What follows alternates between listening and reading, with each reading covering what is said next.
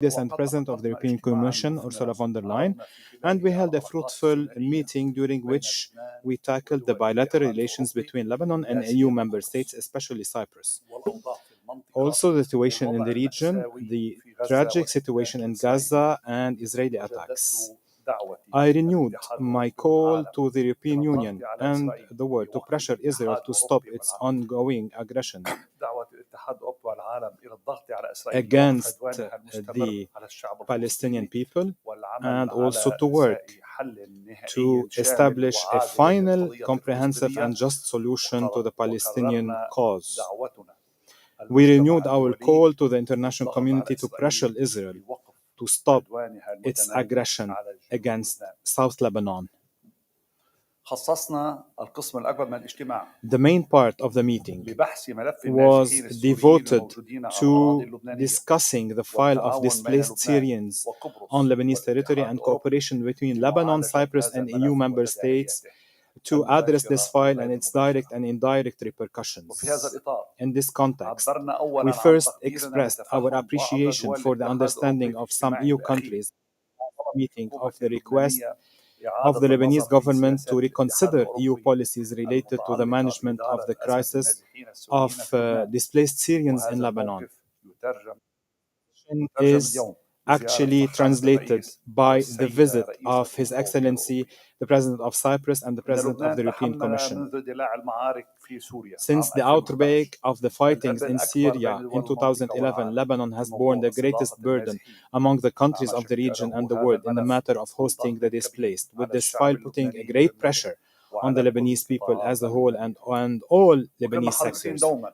We have always been keen to cooperate with various European and international bodies and organizations in this file, but the current reality of this issue is greater than Lebanon's ability to cope, especially since the number of displaced people is about 1/3 of the Lebanese population.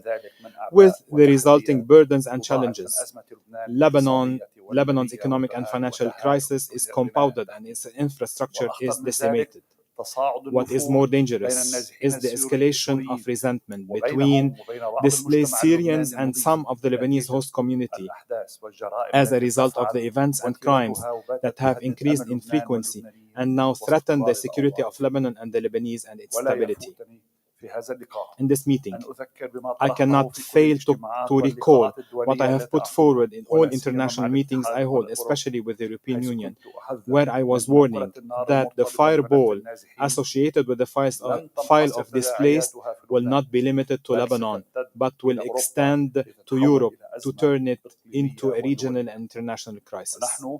We are firmly convinced that the security of Lebanon is related to the security of the countries of Europe and vice versa, and that our serious and constructive cooperation to resolve this file constitutes the real entrance to the stability of the situation, taking into account mutual respect, fruitful cooperation, and European and international awareness to preserve Lebanese specificity, which is a moral value for the East and the West. We reject the transformation of our homeland into an alternative homeland and call on our friends in the European Union to preserve the value of Lebanon and to proceed to solve this file radically and as soon as possible, based on the mutual knowledge between us and the European Union and the world countries, which is that the entry to the solution is political. In our opinion, based on the current reality of Syria, what is required as a first phase is to recognize on the European and international levels that most of the Syrian areas have become safe, which facilitate the process of returning displaced persons. And in the first phase, those who entered Lebanon after 2016, most of them were displaced to Lebanon for pure economic reasons and do not qualify as displaced. On this occasion, we reiterate the call to the European Union, as we have always reiterated that the support of the displaced in their countries is required to encourage them to return voluntarily, thus guaranteeing them a decent living in their homeland. If we stress this issue, it is from the point of view of our warning that Lebanon will become a transit country from Syria to Europe, and the problems that occur on the Cypriot border are only a sample of what may happen if this issue is not addressed radically. Your Excellency, the President of Cyprus, President of the European Commission, Lebanon appreciates the European Union's new position in supporting Lebanon's military and security institutions to enable them to control maritime and land borders and to carry out their duties in preventing illegal migration to and from Lebanon and to support Lebanese communities in need, while at the same time allocating part of the support to stimulate the voluntary return of displaced Syrians. Once again, I welcome our distinguished guests, and God willing, our cooperation will be permanent and continuous for the advancement of our countries, their security, stability, and the well-being of their people. Big thanks is our friend, our neighbor of Lebanon, our friend President Nikos, of what he is doing, and he did this breakthrough with the European Union. I'm very thankful to you, my friend Nikos. Thank you very much, Prime Minister. Thank you very much for welcoming, indeed, President Christodoulidis, dear Nikos, and me here in Beirut. Lebanon is a beautiful, a diverse and vibrant country, full of energy and full of potential. But it faces significant challenges domestically and as a result of tensions and war in the region. And we understand this. And we are here first and foremost to say that the European Union strongly supports Lebanon and its people, and we want to reinforce our long-standing cooperation. This was also the very clear message of European leaders at our last summit. And today we, Nikos and me, are here in a team spirit of Europe to reiterate that message. Today, we discussed how we can strengthen our political and economic relations and support the security and stability of Lebanon. To underline our support, I can announce a financial package of 1 billion euros for Lebanon that would be available from this year until 2027. We want to contribute to Lebanon's socio-economic stability, first by strengthening basic services, investments in, for example, education or social protection, investment in health for the people in Lebanon. Second, we will accompany you as you take forward economic, financial, and banking reforms. These reforms are key for the long-term improvement of the overall economic situation of the country, and this would allow the business environment and the banking sector to regain the trust of the international community and thus enable private sector investment. Lebanon needs and deserves a positive economic momentum to give opportunities to its businesses and its citizens. Third element, security and stability are also key for these investments. We will support the Lebanese armed forces and the general and the internal security forces. This will be mainly focused on providing equipment and providing training and the necessary infrastructure for border management. In addition, it would be very helpful for Lebanon to conclude a working arrangement with Frontex, particularly on information exchange and situational awareness. Fourth, to help you in managing migration, we are committed to maintain legal pathways open to Europe and resettle refugees from Lebanon to the European Union. At the same time, we count on your good cooperation to prevent illegal migration and to combat migrant smuggling.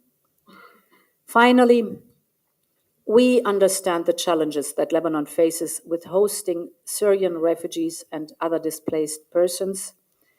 It is vital to ensure the well-being of the host communities and Syrian refugees. Since 2011, the European Union has supported Lebanon with 2.6 billion euros, not only for the Syrian refugees, but also for the host communities, and we will continue to do so. We will also look at how we can make the EU's assistance more effective. This includes exploring how to work on a more structured approach to voluntary returns to Syria in close cooperation with UNHCR. And at the same time, there needs to be strengthened support from the international community for humanitarian and early recovery programs in Syria. I would like to finish by focusing on the conflict in Gaza and its impact on Lebanon. We fully support all efforts to reach a ceasefire and release of all hostages. And we have just increased further and our extensive humanitarian aid to Gaza. Ultimately, we need a peace process towards a two-state solution. It is the only solution that can bring lasting peace and stability to the Middle East. And in the meantime, we must continue to work towards a de-escalation of conflict. And we are deeply concerned about the volatile situation in South Lebanon. What is at stake is the security of both Lebanon and Israel. The two cannot be disassociated. So we call for the full implementation of the UN Security Council Resolution 1701 by all parties. This needs to be part of a negotiated diplomatic settlement. Here too, the Lebanese armed forces are critical, and the European Union is ready to work on how to bolster their capabilities. Dear Prime Minister, to conclude, let me assure you that you can count on the European Union's sustained support for Lebanon and its people. It's a long-term partnership and friendship. The bonds between Lebanon and Europe are deep, and they are strong. It is these bonds that will continue to drive our cooperation, and thanks again for having me here and for being such a fantastic host. Thank you very much. Thank you very much, Madam President. Now let's see. Your turn. Dear Prime Minister, dear Ursula, dear friends, it has been less than a month since my last visit to Lebanon, and today I'm very pleased and privileged to be here once again, this time together with the President of the European Commission. Let me start by thanking Prime Minister for his always in Lebanon. Lebanon is Cyprus' geographically closest neighbor, and we share traditionally very warm and very friendly bilateral relations. And being here today, I want to repeat this, feels like being home. Dear friends, I'm honored to be part of this day because I consider it as a historic day. I feel very pleased that following relevant consultations, I'm here together with Ursula for the announcement of a comprehensive support package for Lebanon and the Lebanese people. As the President of the Commission I mentioned, the package includes inter alia assistance for developing various programs for the Lebanese people, for the Lebanese armed forces, the Lebanese security, anti-smuggling actions, border control and management, support for Lebanon economy, and many more. I'm very confident that this package announced today will help enhance the capacity of the Lebanese authorities to handle various challenges, including, of course, controlling land and maritime borders, ensuring the safety of its citizens, first and foremost, fight against people smuggling, and continue their fight against terrorism. I would like, and dear Ursula, I would like to thank you for your leadership, your foresight and decisive action. We are very crucial in making sure that this package will become a reality and that it will be announced swiftly as development in this region, in our neighborhood, made it very time sensitive for the European Union to respond. So thank you very much. Dear friends, let me be clear. Today's visit and announcements are not only very important in terms of substance, they are also very important in terms of symbolism. Today, the European Union, Ursula is the first president of the European Commission visiting Lebanon. So there's also the symbolism. Today, the European Union clearly states that it's actively present and that it will continue to be at the side of Lebanon. Today, we are taking an important step in making Lebanon stronger. We are also taking an important step in further strengthening the bond between the European Union and Lebanon so that we can better address joint common challenges. Cyprus and myself personally have been one of the strongest proponents for further enhancing of the European Union-Lebanon relationship, and today I'm very glad that it's substantially moving forward. Dear friends, due to the proximity to the region, our flight, Ursula, was 20 minutes, approximately 20-25 minutes. Cyprus has a deeper understanding on the issues and the challenges that you are facing, Lebanon is facing. Their reverberations are also directly affect Cyprus as well as the European Union. The long-standing conflict in Syria has increasingly negative effects on Lebanon and its people. And while we commend the Lebanese government for hosting a large number of Syrian refugees for more than 12 years, we are also fully cognizant of the enormous pressure that this creates to your economy and to your society. I want to assure you that Lebanon's efforts are not taken for granted. I also want to assure you that I'm aware that we cannot continue as business as usual. The long-standing issue needs to be effectively, decisively, and comprehensively addressed. And let me be clear, the current situation is not sustainable for Lebanon, and it's not sustainable for Cyprus, it's not sustainable for the European Union. It hasn't been sustainable for years, but developments, especially in these recent months, force us to seek immediate solutions. And I fully agree that we need to work closer and in much more extent with our partners, and of course the UNHCR, in discussing the issue of voluntary returns, and not only. The situation in certain regions of Syria should be re-examined. Dear friends, on this, I will repeat it, historic day, it is also very important to recognize that the current status quo is unsustainable and that peace, stability, and prosperity in Lebanon will only come if we all fulfill our commitments. In this context, I underline the importance of actively engaging to potentially restart the conclusions for the conclusion of the discussions for the conclusion of the partnership priorities between the European Union and Lebanon, to facilitate cooperation at operational and technical level between Lebanon and Frontex, to implement the necessary and thorough reforms in line with the IMF request. And here the European Union can really help you. And I'm talking having experience from the support that we received from the European Union back in 2013 with the economic challenges in Cyprus, and to also address the issue of accountability.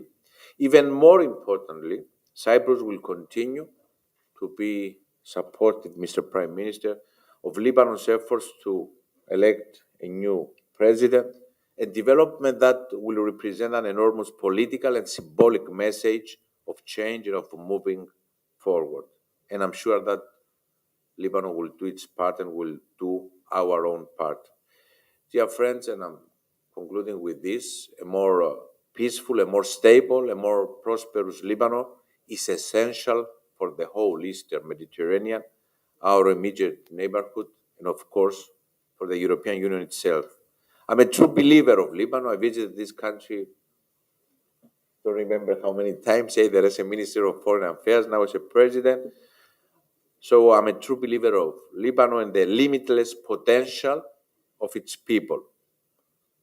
We, Lebanon and Cyprus, have historically supported each other to navigate difficult and turbulent times in our region, and I'm sure that we are going to do this again, do it again together.